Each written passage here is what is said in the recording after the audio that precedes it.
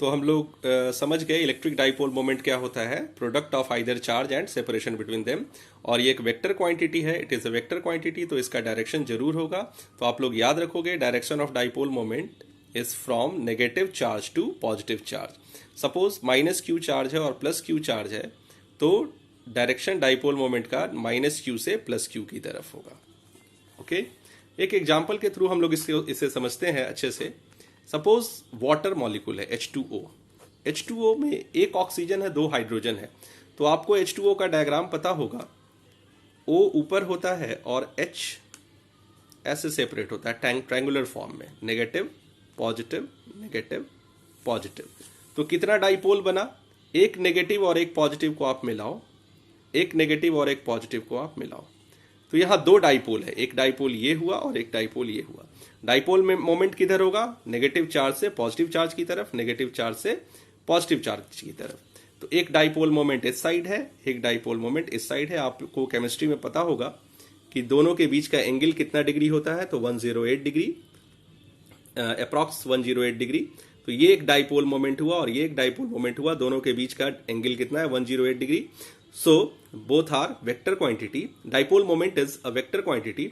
तो ये दोनों वेक्टर है, तो इसका रिजल्टेंट भी होगा। तो रिजल्टेंट किधर होगा, तो रिजल्टेंट का फॉर्मूला आपको पता है, √a² + b² + 2ab cos थीटा। तो dipole moment, resultant dipole moment will be p² + p² + 2pp cos 108 degree.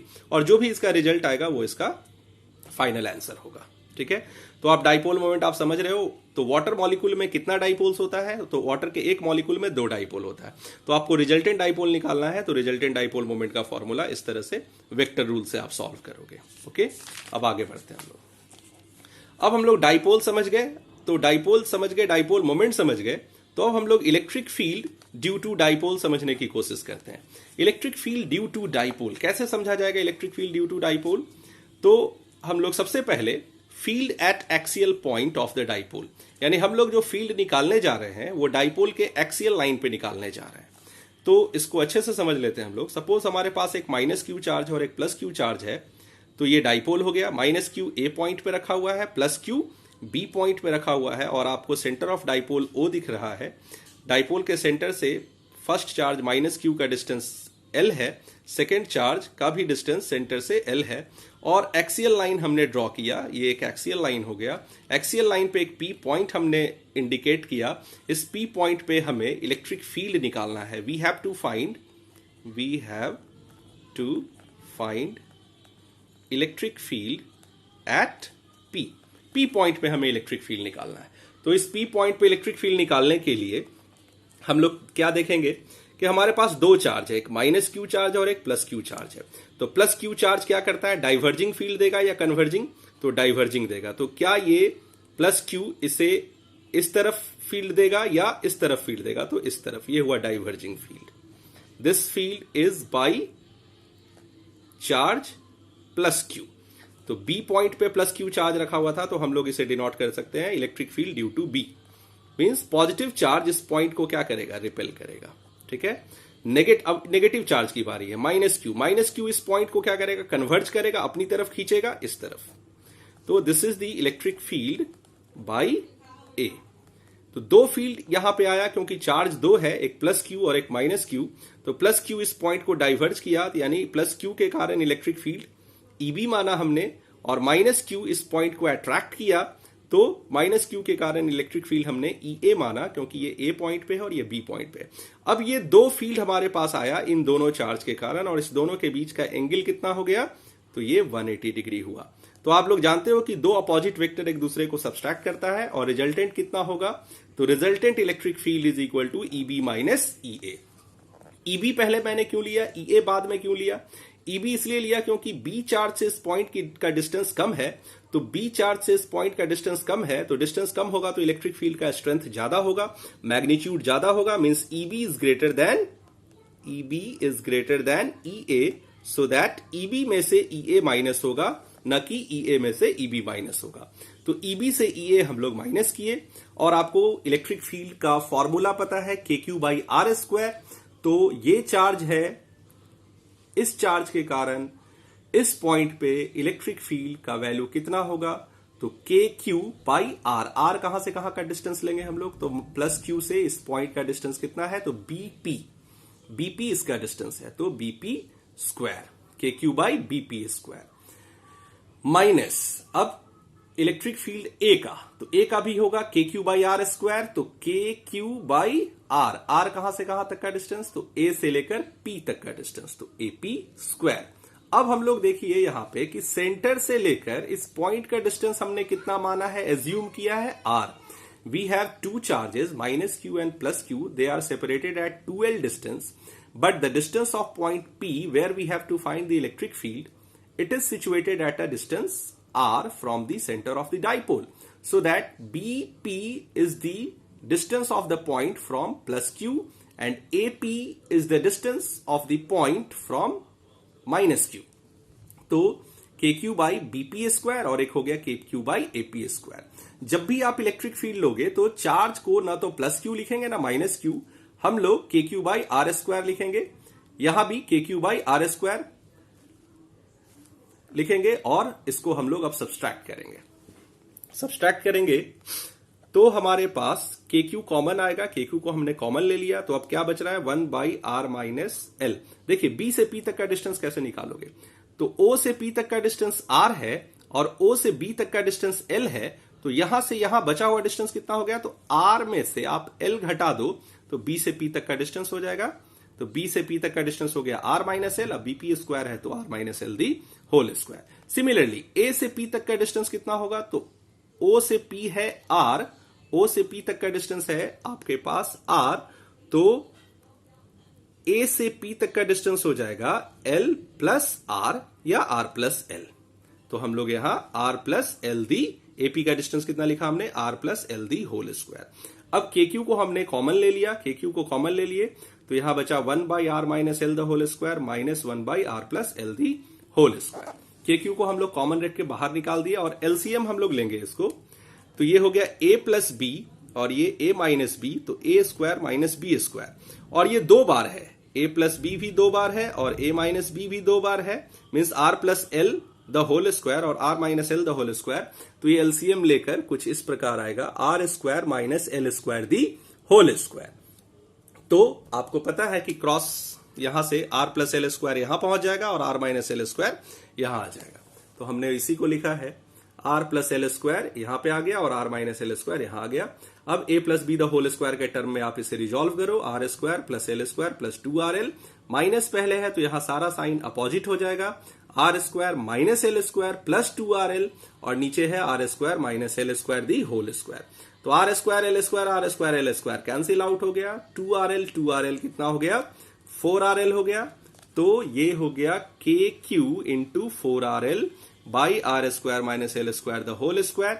अब आप इसे देखो क्या लिख सकते हो, तो आपके पास k है, k, q है, q लिख दिया हमने।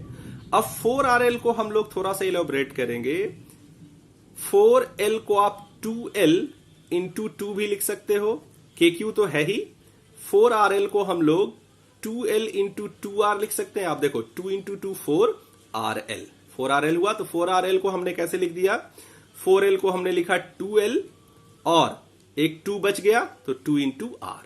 क्यों ऐसा लिखा, क्योंकि q इंटू 2l ये डाइपोल मोमेंट होता है, जैसा कि हमने पहले पढ़ाया है, since p vector that is dipole moment it is equal to charge and separation, तो q इंटू 2l को अब हमने क्या लिख दिया, p लिख दिया, डाइपोल मोमेंट, तो k p इंटू 2r, तो सबसे पहले हम लोग लिखे 2k और इसे क्या बोलेंगे p r divided by R square minus L square the whole square. तो electric field at axial point कितना आ रहा है, 2kpr by R square minus L square the whole square, इतना न्यूटन पर कूलम, ये यूनिट हुआ इलेक्ट्रिक फील्ड का। अब एक केस हम लोग को समझना है कि फॉर वेरी स्मॉल डाइपोल, अगर डाइपोल बहुत ही छोटा है तो L is very much less than R। L जो है मींस ये जो डिस्टेंस है L, ये इस R से क्या हो सकता है, बहुत ही कम हो सकता है। R तो बहुत पॉइंट हो सकता है, एक्सियल लाइन पे तो बहुत दूर तक पॉइंट जा सकता है, लेकिन ये डाइपोल अगर बहुत छोटा है तो ये L डिस्टेंस R से कंपेरेटिवली क्या होगा, बहुत ही छोटा होगा। तो आप कह सकते हो कि when L is very much less than R, so L can be neglected. इसे हम लोग नेग्लेक्ट कर सकते हैं, L टेंड्स टू 0। तो अब आप जहां L है उसे आप 0 कर सकते हो। जब L बहुत छोटा है तो उसका स्क्वायर करोगे तो वो और छोटा हो जाएगा, तो L स्क्वायर और R स्क्वायर दोनों में कोई कंपैरिजन नहीं है, तो L को आप 0 कर सकते हो क्योंकि L R से बहुत छोटा है। तो अब क्या बचा, R square the whole square means R4। तो ऊपर बचेगा 2kpr और नीचे बचेगा R4। नेक्स्ट पेज में आप देखें, resultant electric field is 2kpr by R4। एक R कैंसिल होगा, it will be k2kp by R3। इतना न्यूटन पर कूलम। अच्छा, अब ये तो मैग्नीट्यूड आया इलेक्ट्रिक फील्ड का। This is the magnitude of what, electric field 2kp by R3 along OP। Direction किधर होगा इस इलेक्ट्रिक फील्ड का, डायरेक्शन किधर होगा? तो आप देखो डायरेक्शन किधर होगा, उसके लिए हम लोग यहां पे पहले से आते हैं। Electric field B is greater than that of electric field due to A। यानी इलेक्ट्रिक फील्ड A जो है वो कमजोर है और इलेक्ट्रिक फील्ड B जो है वो उसका स्ट्रेंथ ज्यादा है। मीन्स जब भी दो वेक्टर क्वांटिटी को आप घटाओगे तो रिजल्टेंट हमेशा किधर होगा, ग्रेटर वेक्टर की तरफ होगा। तो इलेक्ट्रिक फील्ड B की तरफ ही रिजल्टेंट होगा। रिजल्टेंट हमेशा इलेक्ट्रिक फील्ड B की तरफ ही होगा। तो आप कह सकते हो अलोंग OP, क्योंकि EB किधर है तो पैरेलल टू OP है। तो डायरेक्शन भी हम लोग क्या लिखेंगे, अलोंग OP। और आप कह सकते हो parallel to the P vector, यानी डाइपोल मोमेंट के पैरेलल। डाइपोल मोमेंट किधर होता है, तो डाइपोल मोमेंट नेगेटिव से पॉजिटिव चार्ज की तरफ होता है। डाइपोल मोमेंट हमेशा किधर होता है, इस तरफ होता है, नेगेटिव टू पॉजिटिव चार्ज। और इलेक्ट्रिक फील्ड भी किधर आया, तो इसी तरफ आया। तो आप कह सकते हो कि parallel to the dipole moment, जैसा कि आपको फिगर में भी दिख रहा है। Resultant electric field is parallel to the dipole moment, right. अब हम लोग दूसरा सीखने जा रहे हैं, फील्ड एट इक्वेटोरियल लाइन।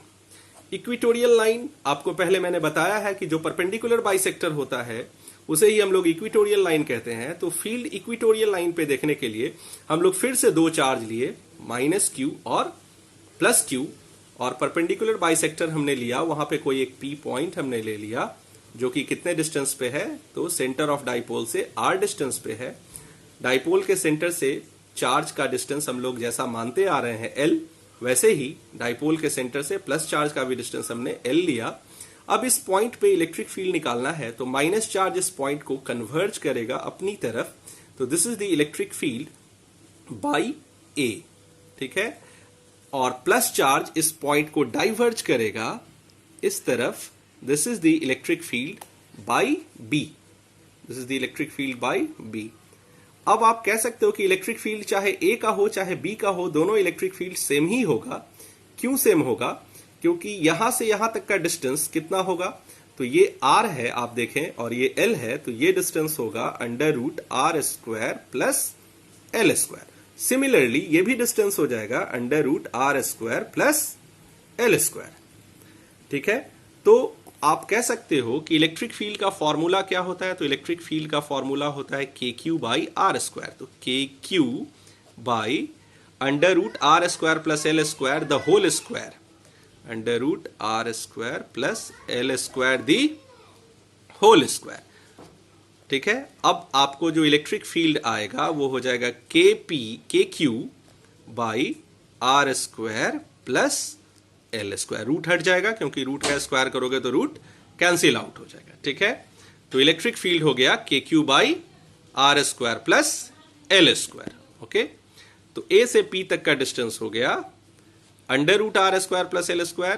तो -q के कारण इस पॉइंट पे इलेक्ट्रिक फील्ड हो जाएगा KQ by R², plus q के कारण भी इस पॉइंट पे इलेक्ट्रिक फील्ड होगा KQ बाई R²। R मतलब यहां से यहां तक का डिस्टेंस, डिस्टेंस यहां से यहां तक का या यहां से यहां तक का, दोनों डिस्टेंस सेम है। चार्ज यहां भी q है यहां भी q है, यानी दोनों इलेक्ट्रिक फील्ड का वैल्यू सेम होगा। ये समझ में आ रहा है आपको, दोनों इलेक्ट्रिक फील्ड का वैल्यू सेम होगा।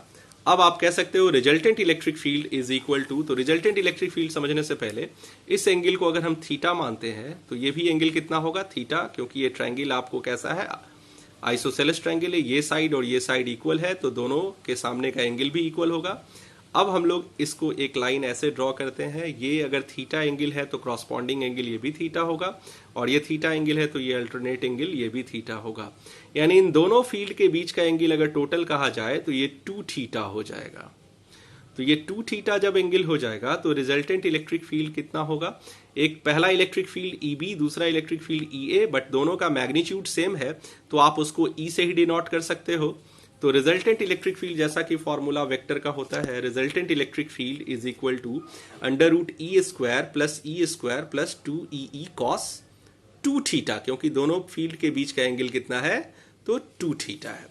एक बार फिर से आप लोग देख लो, इन दोनों फील्ड के बीच का एंगल कितना है, theta, and theta means total angle आप लो तो कितना है, 2 थीटा। तो दैट विल बी 2E², और यहां भी 2E² कॉमन आ गया, यहां बचेगा 1 और यहां बचेगा cos 2 थीटा। अब cos 2 थीटा का वैल्यू आपको पता है 2 cos² थीटा -1, तो हमने लिखा cos 2 थीटा की जगह 2 cos² थीटा -1, 1 और 1 कैंसिल हो गया, 2 cos² theta into 2E², 2 into 2 4 E² cos² theta. अब आप इसका रूट निकालो तो 4 का 2 हो जाएगा, E² का E हो जाएगा, cos² थीटा का cos थीटा हो जाएगा। तो resultant electric field will B 2E cos थीटा। तो अब 2 रह गया इनटू इलेक्ट्रिक फील्ड, चाहे आप B का इलेक्ट्रिक फील्ड लो चाहे A का इलेक्ट्रिक फील्ड लो, इलेक्ट्रिक फील्ड तो हमेशा KQ/R² प्लस L² ही होगा, यानी KQ/√R² plus L² the whole square, जो कि हम लोग पहले लिखे थे वही फिर से हमने लिखा, KQ/√R² plus L² the whole square, electric field का वैल्यू हमने लिख दिया। और cos थीटा क्या होता है, तो बेस बाई हाइपोटेनस होता है, तो यहां आप देखो थीटा ये है तो L हो गया बेस और हाइपोटेनस क्या हो गया, √R² प्लस L²। तो आप फिर से यहां देखिए L/√R² प्लस L²। अब आप देखो ऊपर क्या है, तो K है तो K हमने लिख दिया, Q है तो Q हमने लिख दिया, 2 इंटू L है तो 2 इंटू L को एक साथ रखा, ब्रैकेट में ले लिया उसे। अब देखिए यहां से रूट हट जाएगा तो सिर्फ बचेगा R² प्लस L², और यहां रूट है तो R² प्लस L² का पावर हाफ, तो R² प्लस L² और एक है R² प्लस L² का पावर हाफ। तो यहां पावर में 1 है और यहां पावर में हाफ है, तो बेस सेम होता है तो पावर ऐड हो जाता है, तो आप कैलकुलेट करोगे तो आपको आ जाएगा R² plus L² to the power 3/2। तो अब आप क्या लिखोगे, तो Q इंटू 2L को हम लोग डाइपोल मोमेंट जानते हैं, तो Q इंटू 2L के जगह हमने क्या लिख दिया, P वेक्टर लिख दिया, डाइपोल मोमेंट। तो अब ये हो गया KP/R² plus L² to the power 3/2, right.